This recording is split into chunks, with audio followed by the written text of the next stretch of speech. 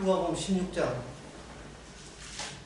19절에 한 부자가 있어 자색 옷과 고운 옷을 입고 날마다 호로에 연락하는데, 그렇게 19절부터 시작하죠.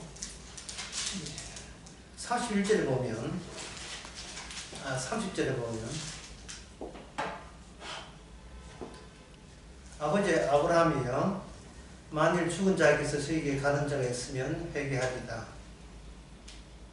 31절에 모세와 선지자에게 듣지 아니하면 비록 죽은 자가 가운데서 살아나가 있을지라도 권함을 받지 아니하였다 하시니, 처음에 이야기가 한 부자가 있는데, 예수님께서 비유를 이야기하신 거예요. 한 부자가 있는데 자색 옷과 고운 벼슬을 입고 나는 많이 호로에 연락한다.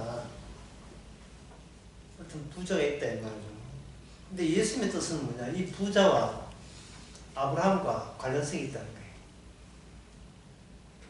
왜냐하면 거지 나소라가 아브라함의 품에 안기거든요.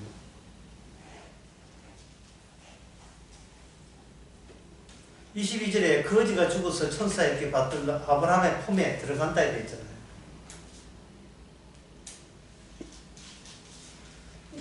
그러니까 오늘 이 예수님의 말씀이 지금 이야기하시는 그 취지가 뭐냐면, 너와 아브라함과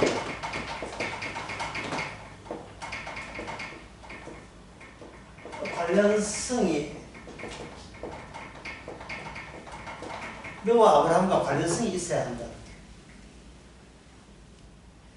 이웃집 사람하고 관련 없는데 나무 나라 아브라함하고 우리가 무슨 관계 있습니까? 우리가 아브라함을 언제 봤다고요? 아브라함과 우리가 무슨 관계가 있는지 우리 쪽에서 그것을 확인하거나 증명할 수 있느냐 하는 겁니다. 어떤 부자가 있는데 호라에 자색 옷을 입고 날마다 파티를 열고 있다. 그런데 그 사람이 아브라함과 관계없어서 지옥 갔다. 지금 이야기하시거든요. 아브라함과 관계없어서 지옥 갔다는 거예요. 그런데 앞집에 어떤 거지가 있는데 그 사람은 아브라함과 관계가 있기 때문에 나만의 아브라함 품에 천국에 갔다 이래야 되는 거예요. 왜 내 운명이 내 운명이 나의 행함과 무관하고 관계없고 왜 생뚱맞는 아브라함과 왜 관련가 있지요? 유승열하고 우리가 무슨 관계 있습니까? 없잖아요. 인간은 자기 빼놓고 관계 있는 사람 아무도 없어요. 인간은 날마다 자기만 생각하기 때문에 자기 외에는 다른 사람에게는 상관없습니다. 상관 있을 경우에는 자기를 경유해서 상관하죠.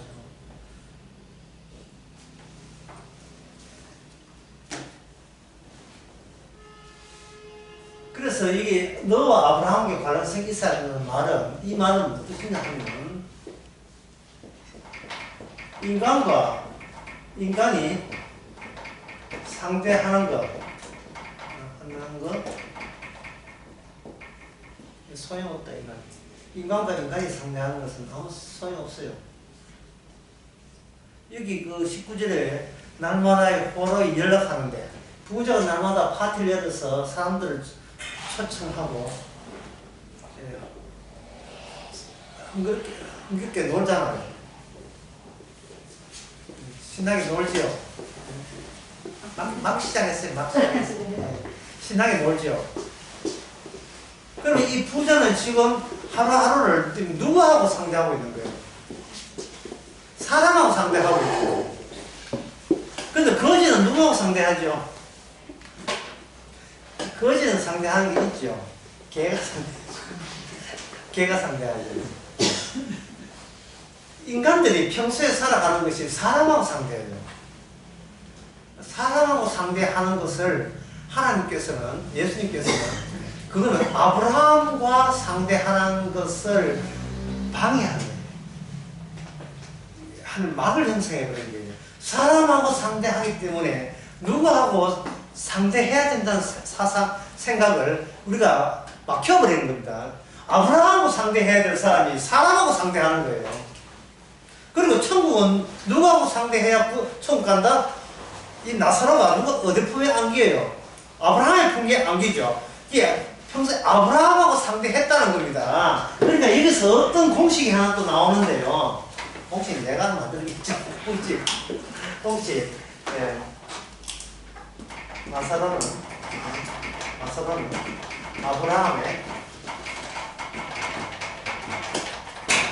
아브라함의 일부다. 아브라함의 일부예요. 아브라함 뒤에 아브라함의 하나님 계시기 때문에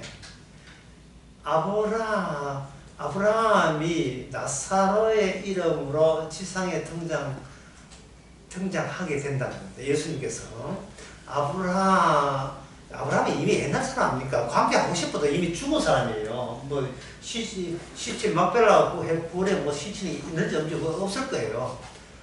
그러니까 하나님께서 아브라함의 그 아브라함을 확장 연장시키는 방식 중에 하나가 거짓 나사로를 그 시대에다가 하나님 거짓 나사로 같은 사람을 하나님께서 투입시킨다는 거예요. 역시 비유입니다. 거짓 나사로 같은 사람을 투입시킨다는 거예요. 여기서 비유라는 말이 나오는 거예요. 예, 비유의 반대말이 뭐냐 하면 실제입니다. 리얼리티 또는 리얼 또는 영어로 리얼리티라고 하시는데 비유의 반대말이 실제가 되는 이유가 처음부터 어렵게 해서 미안합니다만 잘 들으세요. 비유의 내용은 실제가 하는 모든 내용을 뒤집어서 표현해요. 뒤집어서 표현한다. 이게 비유입니다. 왜 그러냐 하면은 실제는 인간은 몰라요. 모르는데 모르는 방식으로 나타나는 방법이 뭐냐? 비유입니다. 그렇게 인간들이 예수님이 비유를 딱 이야기하면 그거는 예수님이 인간 세계에 던지는 함정이요 미끼예요. 터치. 비유를 딱 이야기하니까 나 알아챘어 이래 나오는 거예요. 이걸 뒤집어서 이야기하는 걸 모르고 인간들은 그 비유의 내용을 그들이 갖고 있는 현실의 내용에 일부러 편향시켜버려요. 그래, 그동안 이 비유에 대해서는 몰랐고 나머지는 알고 있었는데 추가적으로 예수님께서 비유로 말씀하시네. 요 괜찮은 정보네. 요 정보 기존에 있던 것에다가 이렇게 같이 추구하면 내가 천국에 대해서 보다 많은 지식을 확보할 수 있겠다 해서 예수의 비유를 그들이 살아가는 지식에다가 그 옆에다가 이렇게 축적이 연결이 가능하다고 생각합니다. 근데 이게 주님이 인간이 얼마나 하나님의 뜻을 모른가를 더 추원해서 하는 거예요. 그러면 이 비유를 실제 있는 감추어져 있지만 실제로 있는 현실이 인간 현실에다가 비유를 가지고 이야기하는 것은 어떤 요소를 여기다 담았냐 하면은 이거는 중요하기 때문에 다른 걸로 하겠습니다. 이게 뭐냐면 금지 요건이에요. 금지의 요건을 담아서 비유로 이야기해버립니다. 금지, 넘어오지 마. 그래서 예수님의 비유, 거짓 나사로 부자 비유의 특징은 거짓 나사로와 부자가 서로 대치되어 있다는 거예요. 이 서로가 거짓은 이쪽으로 몸 건너가고 부자도 저쪽으로 몸 건너가는 것은 이 장벽, 미국의 그 멕시코인 장벽했죠. 장벽 기능을 비유하고 있습니다. 장벽 기능. 그 장벽 기능이 왜 이렇게 중요하냐 하면은 사람들은 이 세상에는 금지가 없습니다. 이 세상의 특징이 금지가 없어요. 갈 때까지 가보는 거 그냥 할 때까지 해보는 거고 목성을 가든 토성을 가든 막 써 올리는 거예요. 계속 개발하고 연구하고 발전하고 진화하고 발달하고 우리한테는 끝이라는 말 하지만 끝은 없어요. 끊임없이 호모사피엔스니까 지혜자니까 지혜자는 끝을 용납하지 않아요. 끝이라는 말은 우리 호모사피엔스 인간의 지혜자한테는 그지없는 모독적인 발언으로 받아들여요. 모독적인 끝이 없어요. 그러니까 인간들은 끝이라 하는 것은 우리에게는 그런 사전은 없다. 예, 포기는 없다. 그냥 가긴 가는데 어떻게 하냐. 협력을 해요. 협력하면 누구와 누구를 만나야 돼요. 인간과 인간을 만나야 되죠. 근데 인간과 인간을 만나는데 거기 거지 나서로 만나줍니까? 안 만나줍니까? 거지 나서는 걔가 만나준다는 거예요. 거지 안 만나주지요. 그렇게 아브라함 언약에 아브라함의 일부가 뭐냐? 거지 나서로예요. 비유 속에 있는 거지 나서로의 등장은 너희들이 하는 그 추구한 그것이 바로 하나님이 그것 때문에 금지했다는 그 요건에 충실하게 세상은 돌아가고 있습니다. 만나자. 그래 의논하자. 협력하자. 짜내라 지혜. 예? 지혜 짜내고 아이디어 좀 내봐. 예. 회사에서 만나자. 좀 창의성 없어 창의성. 지는 창의성 안 없어. 좀 창의성을 좀 개발해라 창의성을.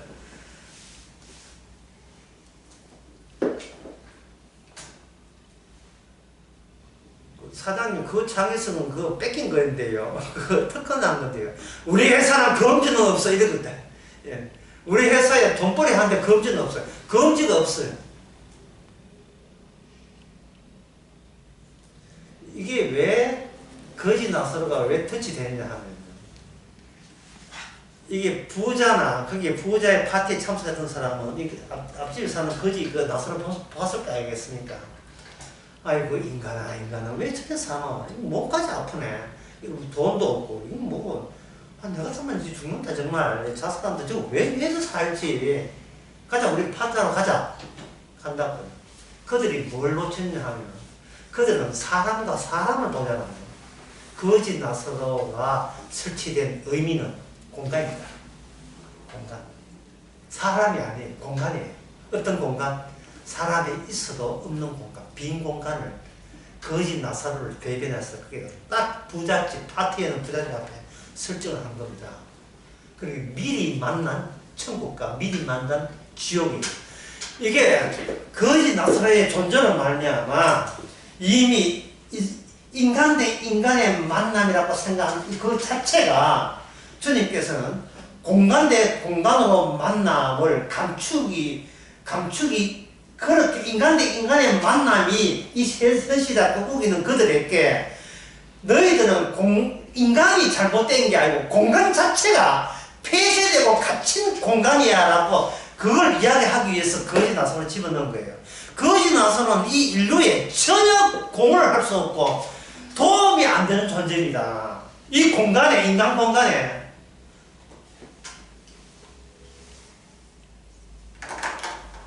사람은 주님을 볼 때 사람 주님 그 뭐 신학적으로 예수님은 인간이고 예수님은 인간이 아니고 공간이에요.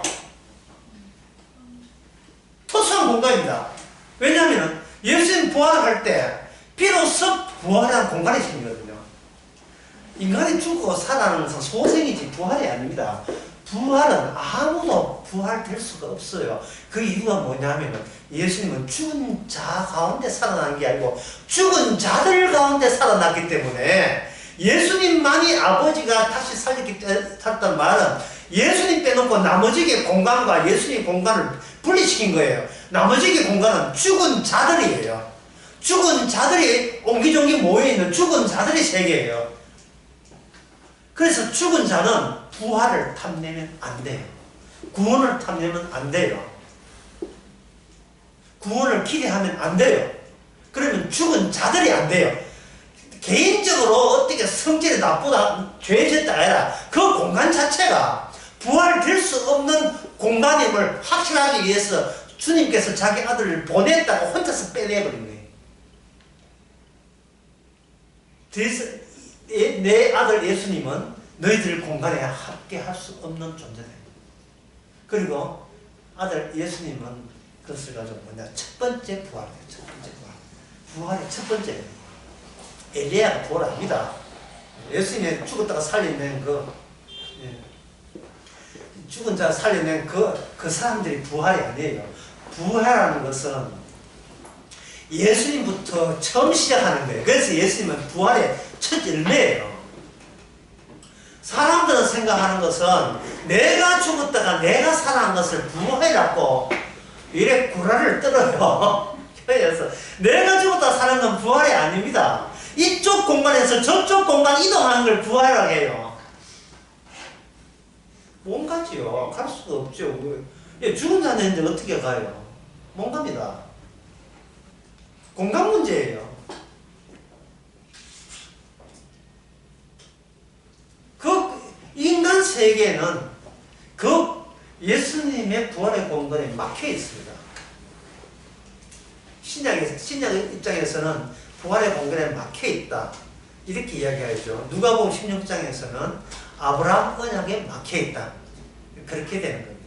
그래서 이게 누가복음 16장 19절에 한 부자에서 자색 옷과 고운 베옷을 입고 날마다 화루에 연락하는데 파티를 열었는데 해놓고는 뒤에 뭐냐면 아브라함 3절에 아브라함 이야기. 아브라함이 튀어나옵니다. 그리고 여기에 22절에 보면 거지는 죽어서 천사들이 받들려 아브라함 품에 안겼다. 아브라함 밖의 세계와 공간과 아브라함 안의 공간으로 구분되는 겁니다. 자, 그렇다면 오늘 강의는 이제 골치 아프신 있죠. 다시 제가 처음에 강의 처음 할 때 물었어요. 아브라함하고 내가 무슨 상관했습니까? 이순신하고 상관했어요. 다 같이 조선 사람이기 때문에 관계했어요. 그럼 아브라함하고 내가 무슨 상관했어요? 상관없죠. 젤레스키하고 내가 무슨 관계 있습니까? 상관없잖아요. 상관없지. 상관없다는 말은 우리 쪽에서 아브라함에게 갈 수 있다 없다? 갈 수가 없어요. 예. 상관없기 때문에 뭔가요? 우리는 우리 아는 친척, 일가 친척 가족들하고 상대하지. 그 멀리 있는 아브라함, 그것도 이미 돌아가신 아브라함하고 상대할 수가 없습니다. 그 남나라 조선 아닙니까? 우리 조선 아니잖아요. 당군 아니잖아요. 그래서 성경은 단호합니다. 아브라함과 상관없으면 지옥 간다. 아주 단호해요. 저 한국 사람인데 그 핑계, 그런 핑계는 통하지 않습니다. 그러면 이제 여러분들이 궁금해하는 것은 아브라함과 우리하고 무슨 상관이 있느냐? 그 상관관계, 거기에 연결되는 연결 절차가 필요하겠죠. 그 절차가 갈라디아서 3장에 나옵니다.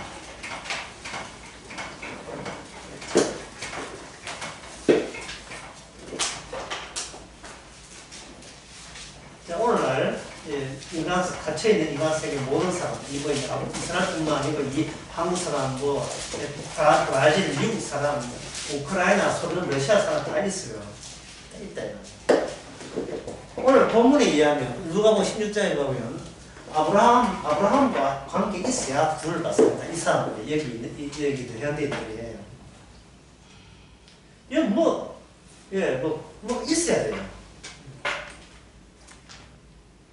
근데 제가 여러분 아까 힌트 드렸습니다. 부자 있잖아요. 부자. 이 많은 사람들의 이 세상의 인간 세계의 공통점을 예수님께서는 이 공통점을 이렇게 언급을 했어요. 누가복음 16장에.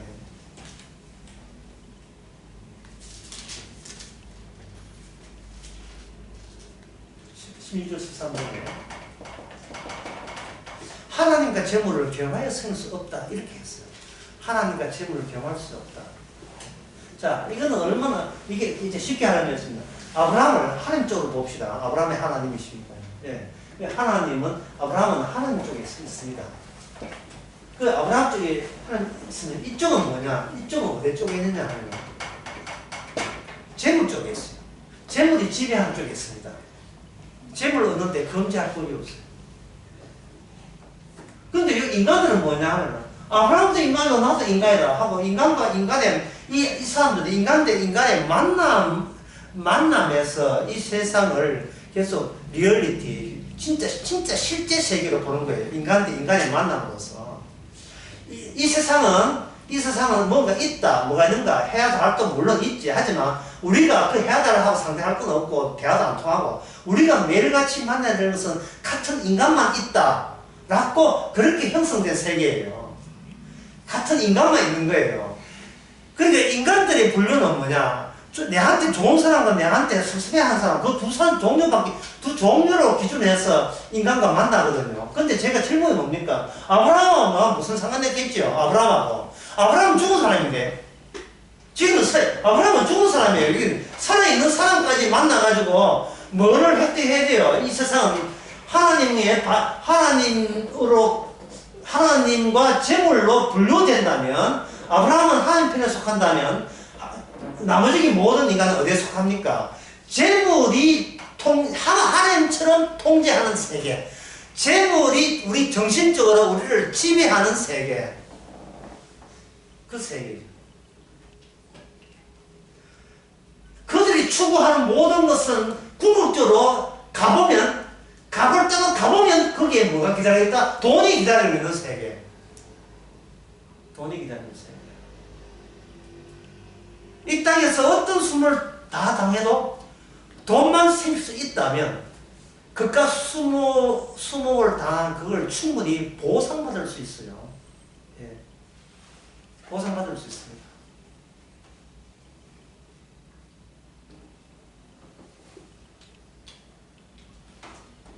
그래서 하나님께서는 아예 하나님 쪽과 재물 쪽으로 천군백군 둘로 나눠버렸어요.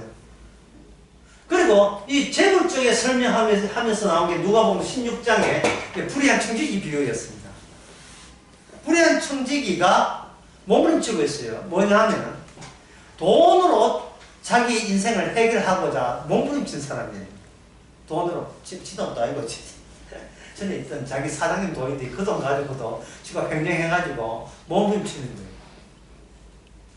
그래서 주님께서는 그 얘기를 하면서 참 지혜롭구나. 네 한계를 아니까, 네가 갇혀 있음을 아니까, 네 장래가 안당하다는 걸 아니까 참 지혜롭구나. 야, 이 불의한 청지기 말고 너희들도 돈으로 친구를 사귀라. 그래야 좋은 곳을 갈 걸 이렇게 얘기해요. 친구를 사귀는 방법은 뭐다? 돈으로 사귄다는 말은 이 세상은 친구를 사귄다는 말은 어떠세요? 사람과 누굴 만난다? 사람과 사람을 만나는 거예요.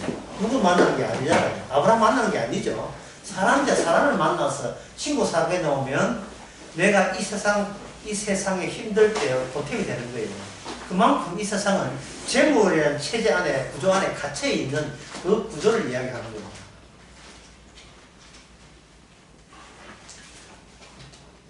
빠져나갈 방법은 없어요.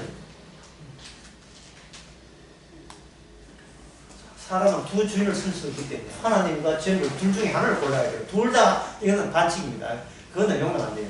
둘 중에 하나님이냐 재물 둘 다 안 돼요. 한쪽을 해야 돼요. 한쪽을 할 것도 없이 재물이죠. 그러면 이 재물을 추구하는 사람 가운데 가장 선망의 대상. 참 성공했다. 나도 저렇게 돼야 되는데 내 인생은 저게 목표였었어 라고 누가 등장해야 우리는 거기에 대해서 내 숨겨진 내 인생의 목표도 거기에 다시 노골화되죠. 누구겠습니까? 누가 등장해야 할 때 바로 저 모습이 내가 원했던 모습이라고 누가 등장할 때 그걸 알 수 있습니까? 부자. 그 부자가 그냥 구두스 부자가 아니고 돈 좀 쓰는 부자. 호화로이 연락하고 날마다 파티에 가서 자기 사람들 끌어모으는 부자. 이 부자가 선망의 대상인 거예요. 부자가 선망의 대상이 됨으로써 인간들은 부자를 모독하거나 본인이 부자 아님에 대해서 시기 질투가 나가지고 애기 잘 먹고 잘 살아야 돼. 네가 부자 돼도 네가 하나님 믿나? 이런 소리 한다는 자체가 참 구차하고 짝이 없나? 차라리 질투심이 난다 있고 이야기해. 예? 그럼 네 하나님 할래? 그럼 네 하나님하고 거지할래? 그럼 그저 부자 될래? 어느 쪽이고? 하나님 믿고 부자 될래? 그거 봐. 두 주 있을 수 없다는데 둘 다 갖는 거, 반칙하는 거 봐.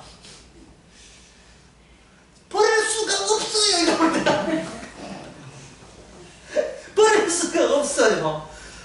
뭐 버릴 수가 없는 거예요. 이게 버릴 수가. 예. 따라서 이것은 재물이 통치하고 지배하는 이 공간에 갇혀 있는 겁니다. 그래서 지옥은 나중에 결정한 게 아니에요. 이 집단이 그대로 지옥 갑니다. 왜냐? 아브라함하고 상관없기 때문에.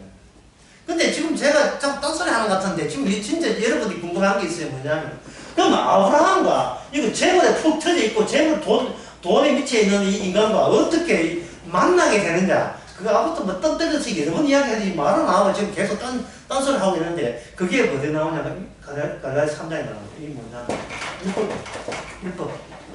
율법이에요. 갈라디아서 3장에서 분명히 참 이러니까 참 성경이 어렵지요. 갈라디아 3장 9절에서 이방인들이요. 3장 8절부터 읽을게요. 또 하나님이 이방을 믿음으로 말미암아 의로 정하신 것을 성경이 미리 알고 먼저 아브라함에게 복을 전하되 모든 이방인이 너를 위하여 복을 받으라 이름으로 하였으니 이름으로 믿음으로 말미암아 믿음이 있는다. 아브라함께 복을 받아 되어 있죠. 여기에 아브라함의 복이 어디까지 도달하느냐 하면 모든 이방 민족에게 도달하게 된다는 게. 예. 그러면 도달하면서 복받는 그 조건이 변질될까요? 그대로 갈까요? 여기 갈라디아 3장 8절 9절에 의하면 아브라함이 복받은 그 복의 원칙이 이방인에게서 달라질까요? 동일할까요? 동일하죠. 동일한 거예요. 그러면, 그럼 열어봐요. 아브라함이 하나님의 약속을 믿음으로, 행함이 아니다. 하나님의 약속을 믿음이죠. 행함은 대상이 없는 게 행함이에요. 왜? 내가 나를 믿는 게 행함이거든요. 행함은 믿을 대상이 없고, 내 행함이 믿음이 대상이 될 게, 그걸 행함이라고 해요. 정리가 되셨죠? 예수 믿는 것은 이거는 행함입니다. 예수 믿는 나를 설정하니까 행함이에요. 믿는다는 것은 뭐를 나는 이미 포기했다, 손들었다를 전제를 해서 믿음이에요. 그러면 예수를 믿는다는 것은 내가 예수 믿는 믿음을 나는 믿지 않겠다를 선언하고 믿는 게 예수님 믿는 겁니다. 홍민희 씨도 나중에 녹취해놨을 때 빨리 가면 그 녹취 보면 나옵니다.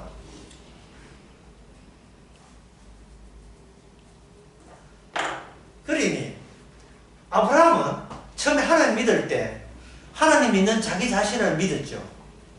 아브라함이 메시아가 아니니까요. 아브라함은 비유입니다. 그게 갈라디아 4장에 나와요. 아브라함의 두 아내는 비유거든요. 비유는 알아서 뭐겠습니까? 비유라는 것은 실제의 내용을 인간들이 현혹하기 위해서 거꾸로 뒤집어 버린다. 거꾸로. 알겠네. 가 아니고 막혔네. 금지됐네. 차단되어 버렸네. 이게 비유의 기능입니다. 아브라함의 아내 둘이가 있는데 하나는 잉태된 자고 잉태되지 않는 자다. 알겠네. 여자 하나는 애 낳고 하나 못 낳았으니까 그럼 뻔한 거 아니야. 이게 인간들이 바로 그 비유를 대하는 태도예요. 그런데 실제는 뭐냐? 여자가 없다. 이 땅에 어떤 여자도 여자를 쳐주질 않아요. 여자로 난 잉태한 것은 사람을 쳐주질 않습니다. 어머니는 어디에 있어요? 갈라디아 4장에 하늘에 있는 예루살렘에 어머니. 그게 비유예요.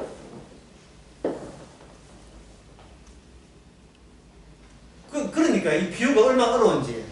그것도 알겠네. 하늘에 우리 어머니 있네. 라고 또 접근해 들어가겠죠. 그 생각 누구 집 아들이고 누구 집 딸인데 이런 생각했어요. 네? 이거는 저는 우리 어머니의 딸이에요. 그러니까 네 어머니가 있잖아. 네 어머니가 있는 너가 내가 그렇게 생각하는 자체가 지금 어떤 모습이 빠지냐 하면은 우리 어머니는 없어. 어머니는 하늘에 있으라는 그 말과 이게 대적이 되면 이게 연결이 안 돼버린 거예요. 지금 열심히 말 장난하는 거 아닙니다. 뭐 골짜기 쉽게 이야기해서 뭐냐 성경이 온다는 거예요. 이게 쉽지요. 이게 차라리 쉽지요. 성령이 온다는 말은 성령께서 뭐를 다 도려낸다? 내가 아무리 나를 안 믿는다고 우겨도 천벌을 우겨도 그 우기는 나를 내가 믿거든요. 우기는 나를. 그러면 이것도 어려우면 더 쉽게 하잖아요. 더 쉽게 하죠.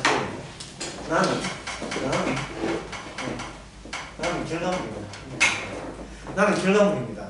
그 아브라함은 뭐냐 하면 아브라함이 하나님 만든 아브라함이 결과물이에요. 처음에 아브라함이 아니고 아브라함이었잖아요. 일부러 아브라함이 뭐로 바뀝니까? 아브라함으로 바뀌죠. 아브라함 때 아브라함은 없어요. 이거 없는 인물이에요. 자기가 아브라함이 되려고 지어낸 거 없어요. 없는 인물입니다. 왜냐하면 아브라함과 아브라함 사이에 누가 끼어드냐 하면 금지가 끼어들거든. 금지가. 인간은 천국에 오지 못한다. 금지가 끼어들어. 인간은 생명을 얻을 수 없다. 금지가 끼어들어 있어요. 그러니까 아브라함이 이러지 못하고 어디를 뺑뺑 돌아야 돼요. 왜 하나님께서는 아브라함을 구원하지 않느냐? 아브라함을 구원하지 않고 약속을 이루어내게 되면 그 약속 안의 결과물이 아브라함입니다. 아브라함을 구원하지 않고 약속은 약속대로 이루어질 때 약속이 아브라함 행함보다 더 세다, 더 우선이다, 더 먼저였다는 것. 하나님의 약속이 먼저였다는 것을 아브라함을 통해서 실습시키고 그걸 제시한 거예요.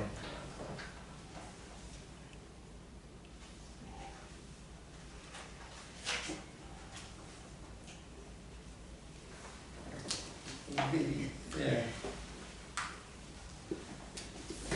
아브라함 이야기 하겠는데요.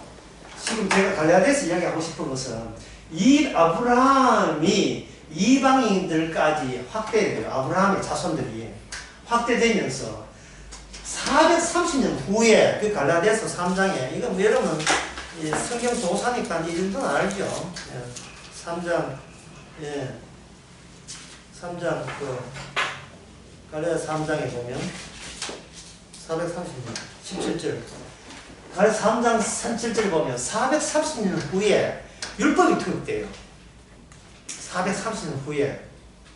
그러면 아브라함은 복이 이방에게 어떻게 한다? 믿음으로 의롭다함을 받고 믿음으로 복을 받는다 할 때는 여기에 그 전설에 통과하는 튜브가 있어야 돼요. 튜브.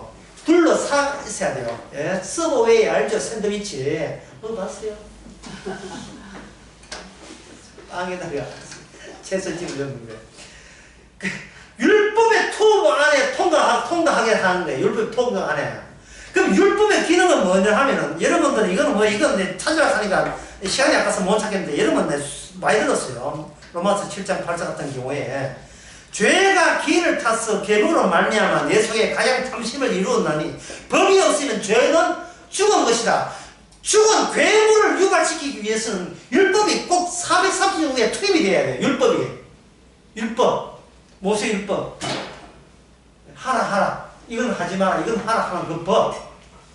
이웃을 내 같이 사랑하라. 십지명 쭉 나오죠. 살인하지 말라 가늠하지 쭉 나오죠. 그 법. 그 법이 주어지면서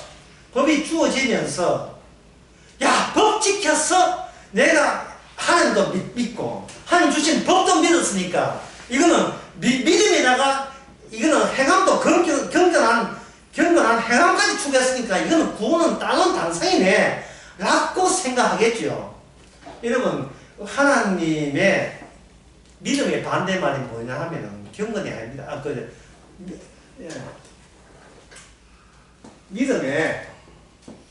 믿음의 반대말이 경건치 않음이 아니에요. 뭐 하냐면 이거예요. 완악이에요. 완악. 고집신고만 교만을 말합니다. 믿음의 반대만. 그래서 이제 출애굽기에서는 모세 때는 아브라함에게 강팍이라 강팍함이에요. 시도 안 먹혀요. 시도 안 먹힌다. 내가 뭐가 잘못됐는데 시도 안 먹힙니다.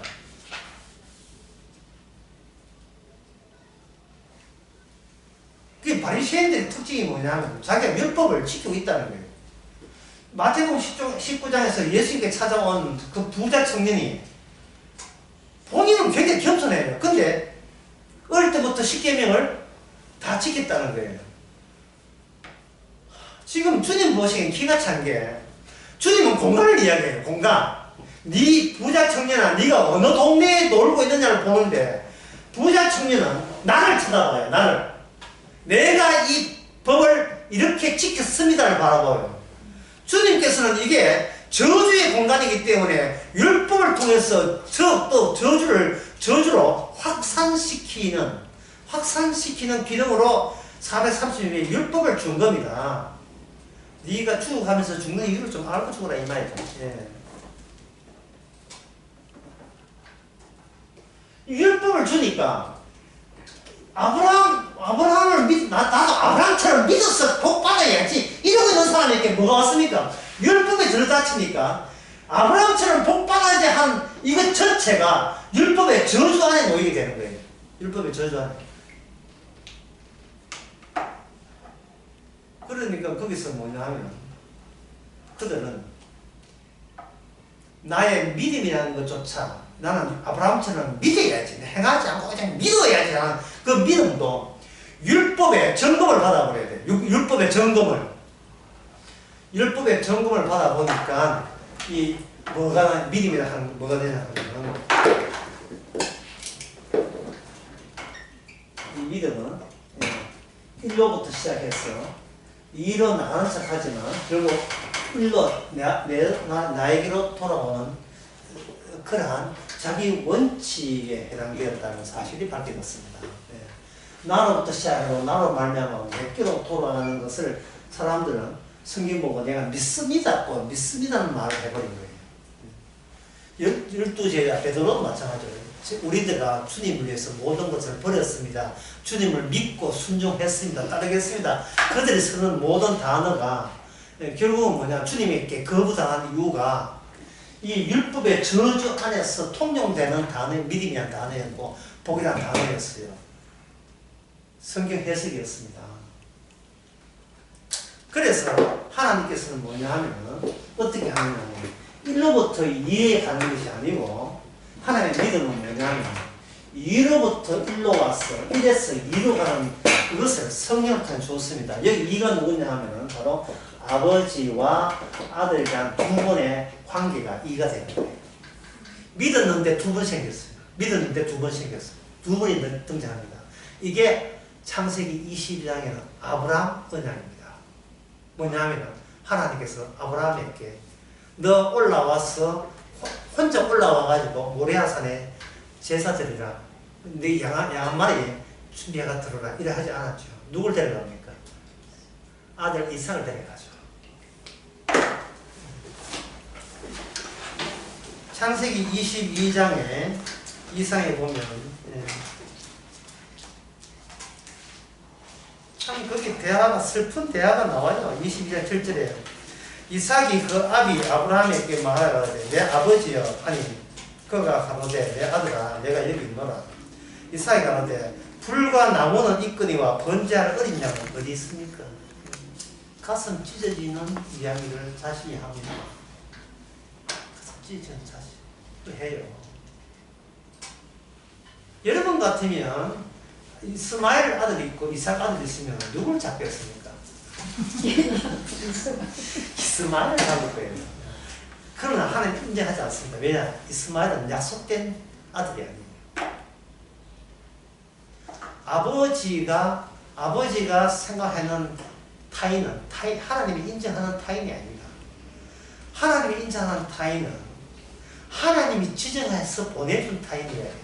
그게 우리는 오늘 아브라함입니다. 오늘 본문의 아브라함이에요. 부자는 아브라함을 초청하지 않았어요. 죽은 아브라함을 왜 초청하겠어요? 부자의 잔치집에 거짓 나사로를 초청하지 않았습니다.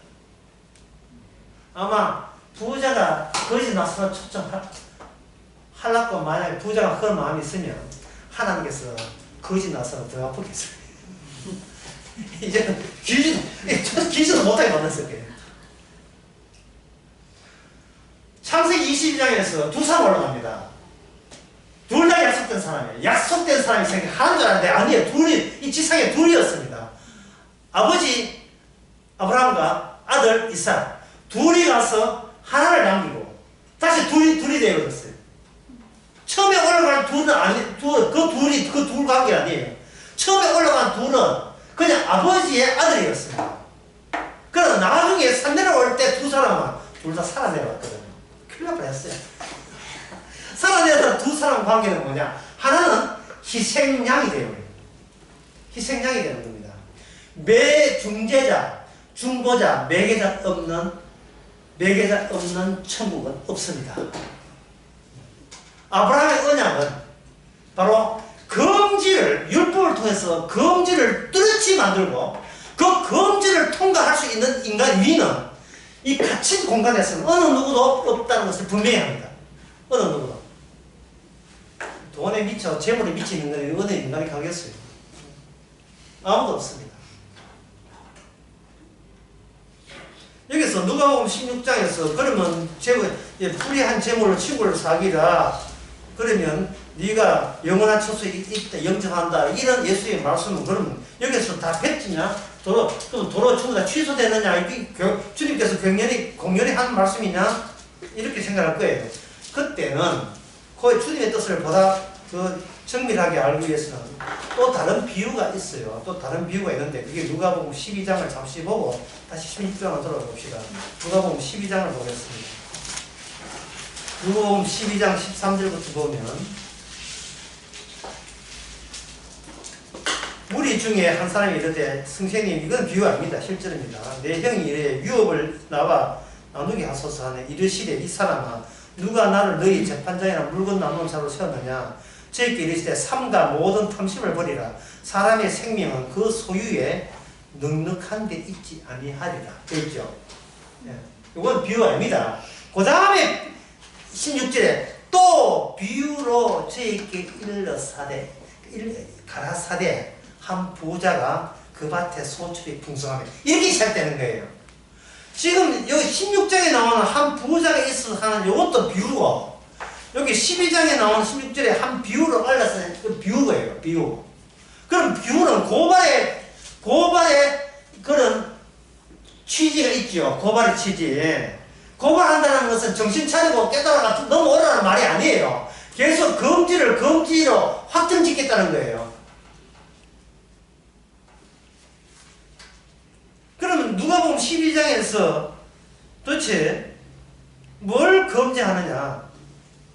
지금 이 부자가 부자된 농부가 농부가 12절에 보면 누가 누구 보고 이야기해요? 하나님 이르시되 어리석은 자여. 그 전에 19절에 내가 누구한테 이야기합니까? 내 영혼에게 이야기하죠. 영혼아 여러 해 썰 물건을 많이 쌓아뒀으니 편안한 네 쉬고 먹고 마시고 즐거워하자. 그러니까 이 말은 뭐냐? 인간 세계에서 재물이 지배하는 세계에서 인간의 영원한 친구는 뭐다? 돈이 됩니다. 돈이 영원한 친구였어요. 그러면 사람을 사귀고 만나는 것은 뭐냐? 영원한 돈을 얻기 위한 수단으로서 타인을 이용한 거죠. 남을 이용한 겁니다. 이는 인간의 이미 이 세상에서 어떤 인간도 굳이 부자가 지옥 가지 않더라도 이미 지옥의 내용은 부자가 다 꽉 채우고 있어요. 제가 이야기하고 싶은 것은 지옥 간 부자의 특징은 뭐냐? 여전히 자기에 관한 이야기를 한다는 거예요. 자기에 관한 이야기. 거짓 나사람 천국 가서는 입도 안 돼요. 누가 대신 이야기해 줍니까? 아브라함이 대신 이야기죠. 아브라함은 중보자니까요. 아브라함은 변호사예요. 피고한 지가 법도 모르는 게 나서가지고 판사님 나가지 가보겠어. 내가 다 이야기해 줄게. 우리에게 변호한 분이 계시니 성령께서 우리를 변호할 것이야. 가만히 있어. 그래서 내가 다 이야기해 줄 테니까.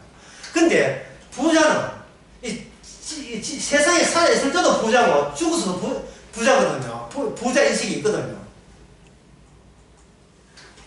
그러니까 이 세상의 죽음이라는 것은 아무 의미 없어요. 살아있을 때도 지옥이고, 살아있을 때 지옥에 있던 사람이 죽어서도 지옥이고, 살아있을 때 아브라함의 언약 안에 있는 사람도 죽어서도 언약 안에 있고, 그건 뭐예요? 그건 죽는다는 것은. 그건 별 의미, 죽는다는 건 별 의미 없지요. 동일한 본질이 그냥 이어지기 때문에.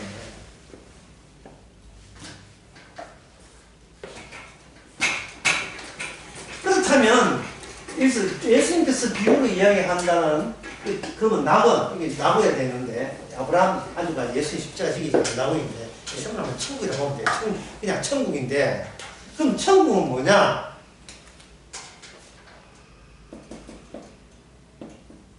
인간의 죽음은요, 그냥 인간의 죽음은 인간이 누구냐를 보다 명확하게 해주는 공간일 뿐이에요. 인간의 지옥이라는 게, 인간의 죽음이라는 게, 그래서 이 말은 인간이 죽기 전부터 인간은 뭐냐면 죽음체입니다. 죽음체. 이게 제가 만든 단어인데요. 여러분, 이 죽음체하고 시체하고 달라요. 시체는 꼼짝도 안 하지만 죽음체는 아주 활발하게 움직이고 있습니다. 죽음체라는 말을 굳이 해석한다면 죽음을 품은 채 활동하는 거예요. 그러니까 더 줄여버리면 죽음의 활동이에요. 죽음의 활동이에요. 그러면 이 죽음의 활동은 낙원에 금지되어 있습니다. 그러면 천국은, 예수님이 계시는 천국은 뭐냐? 천국은 똑같은 이 죽음처럼 그대로 적용하면 돼요. 천국은 예수님의 못자국과 상자국 그 자체. 예수님의 죽음 그 자체가 천국이 돼요. 예수님의 죽음 그 자체가. 우리는 이렇게 해요. 예수님이 우리 대신 죽었으니까 저를 천국에 보내달라. 이렇게 하죠. 우리의 관심사는 예수님의 죽음을 하나의 중간으로 하고, 천국 가고 난 데는 다리를 그냥 쳐버려요. 그러나, 주님께서는 우리가 살기 위해서 예수님의 죽음을 이용해야 된다. 그런 식으로 우리는 내가 사람을 만나듯이 예수님 만나가지고 이렇게 예수님한테 이렇게 기도하고 해가지고 예수 십자가 피 믿습니다 하면 구원받으라 하잖아요. 그러나 주님이 우리에게 주시는 것은 뭐냐? 예수님의 못자국 찬자국 그 자체가 우리에게 덮쳐버려요. 그 자체가 덮쳐버리면 우리는 내가 예수님 믿고 구원받겠다 하는 이것은 내 인간 자체는 죽음체이기 때문에 이거는 구원될 대상이 아닌 게 돼요. 구원받기 위해서 예수 믿는 것은 구원의 대상이 안 된 걸로 털통내는 것이 뭐냐? 예수님의 죽음 그 자체예요. 예수님의 죽음 그 자체이기 때문에 성도한테는 어떤 기쁨이 있냐면 성도의 어떤 윤리적 도덕적 행위로 문제 삼지 않아요. 인간의 이 땅에서 어떤 짓을 했는지 뭘 하든지 일체 문제 삼지 않습니다. 왜냐하면 밀어붙이고 앞장 세워서 나온 것은 예수님의 못자국과 창자국이기 때문에. 그러면 지금까지 우리가 알았던 것은 전부 다 그거 다 버려야 되죠. 우리는 내가 예수 믿어서 그 예수님이 나를 구원한다고 생각하잖아요. 예수님이 죽음이 나를 이렇게 덮친다는 생각을 못했죠. 예수님이 이렇게 덮쳐버리면 우리는 숨이 막혀가지고 내 생각을 할 여지가 없게 만들어요. 예수님의 그 죽음 안에 들어가 버리니까. 그럼 우리는 뭐냐? 그냥 내가 있는 것이 아니고 주님 조성한 주님의 충매 공간. 이 세상 사람 보면 내가 있어도 없는 빈 공간이 되는 거예요. 마치 거지 나서 무능하고 극히 무능하고 극히 뭘 할 수도 없는 불가능한, 돈도 없지 몸 아프지 완전히 어떻게 해낼 수가 없는, 걔가 와도 저리가 할 능력조차 마비되어 버린 인간으로서는, 이 재물을 좋아하는 인간 세계에서는 그 누구도 당기지 않는, 그 누구도 거부하고 싶은 인간, 그것이 바로 주께서 내세운 금지에, 네가 천국에 못 온다는 금지의 사인이고 표시입니다. 표시입니다. 여기까지. 부자야, 너는 거지한테 오지마. 네 자리는 거지한테 못 오는, 이것이 하나님께 거지 나사를 통해서 천국을 가로막는 막을, 그 생전에 이미 거지 나사를 통해서 이 땅에서 막을 쳐버렸어요. 고랑을 만들어버렸어요. 건너올 수 없도록. 싶으십시오.